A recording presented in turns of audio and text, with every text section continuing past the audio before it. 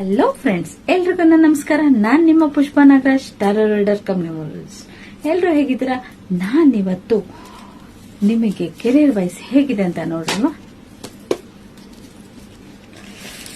ಅಕಸ್ಮಾತ್ job try ಮಾಡ್ತಾ ಇದ್ದೀರಾ ಅಥವಾ ಪ್ರಮೋಷನ್ ಎಕ್ಸ್ಪೆಕ್ಟ್ ಮಾಡ್ತಾ ಇದ್ದೀರಾ, ನೋಡೋಣ ಏನ್ ಹೇಳ್ತಿದ್ರೆ ಏಂಜಲ್ಸ್ ಅಂತ. ಓಕೆ, ಇಂಟಿಗ್ರೇಷನ್ ಕಾರ್ಡ್ ಬಂದಿದೆ. So go with the flow. Okay, exhaust. So job ಎಲ್ಲ ಟ್ರೈ ಮಾಡ್ತಿದ್ರೆ ಯಾವ ಜಾಬ್ ಸಿಗುತ್ತೋ ಅದನ್ನ ಎಕ್ಸೆಪ್ಟ್ ಮಾಡ್ಕೊಂಡು ಹೋದ್ರೆ ತುಂಬಾ ಒಳ್ಳೇದಂತ ಅನ್ಕೋಬಹುದು. ಆದ್ರೆ ಹಾಗೆ ನೀವು ಕೆರಿಯರ್ ವೈಸ್ ನೋಡೋದಾದ್ರೆ ನಿಮ್ಗೆ ಯಾರು ಸಪೋರ್ಟ್ ಮಾಡ್ತೀನಿ ಅಂದವರು ಅವರಿಂದಾನೇ ನಿಮ್ಗೆ ಚೀಟಿಂಗ್ ಆಗೋ ಚಾನ್ಸಸ್ ಇದೆ. ಸ್ವಲ್ಪ ಕೇರ್ಫುಲ್ ಆಗಿರಿ.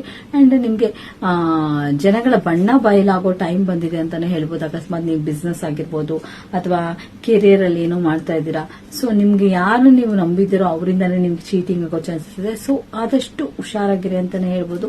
Go with the flow. ಏನ್ ಬರುತ್ತೋ ಏನ್ ಬಿಡುತ್ತೋ, ಆದ್ರೆ ಗೋ ವಿತ್ ಫ್ಲೋ ಅಂದ್ರೆ ಕಷ್ಟ ಬರ್ಲಿ ಮಳೆ ಬರ್ಲಿ ನೀವು ಹೋಗ್ತಾ ಇರೋ ದಾರಿ ಸರಿ ಇದೆ, ತಲೆ ಕೆಡ್ಸ್ಕೊಳಕ್ ಹೋಗ್ಬೇಡಿ. ಆದ್ರೆ ಯಾರನ್ನು ತುಂಬಾ ನಂಬಕ್ ಹೋಗ್ಬೇಡಿ. ಮತ್ತೆ ಡ್ಯುಯಲ್ ಮೈಂಡ್, ಯಾವುದೇ ಒಂದು ಡಿಸಿಷನ್ ತಗೋಬೇಕಾದ್ರೆ ಮನಸ್ಸಿಂದ ಡಿಸಿಷನ್ ತಗೊಳ್ಳಿ.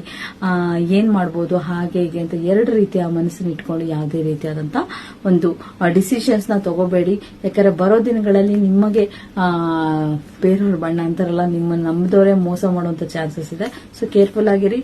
ನೀವೇನ್ ಬಂದ್ರು ಅದನ್ನ ಅಕ್ಸೆಪ್ಟ್ ಮಾಡ್ಕೊಂಡು ಹೋಗಿ and think twice and take decision ಅಂತ ಹೇಳ್ಬೋದು. ಸೊ ಯಾರಿಗೆಲ್ಲ ಈ ವಿಡಿಯೋ ಲೈಕ್ ಆಗಿದ್ರೆ ಶೇರ್ ಮಾಡಿ ಅಂಡ್ ಕಮೆಂಟ್ ಮಾಡಿ ಅಂಡ್ ಒಂದು ರೇಟ್ ಹಾರ್ಟ್ ಕಳ್ಸೋದನ್ನ ಮರಿಬೇಡಿ. Thank you so much. Love you all.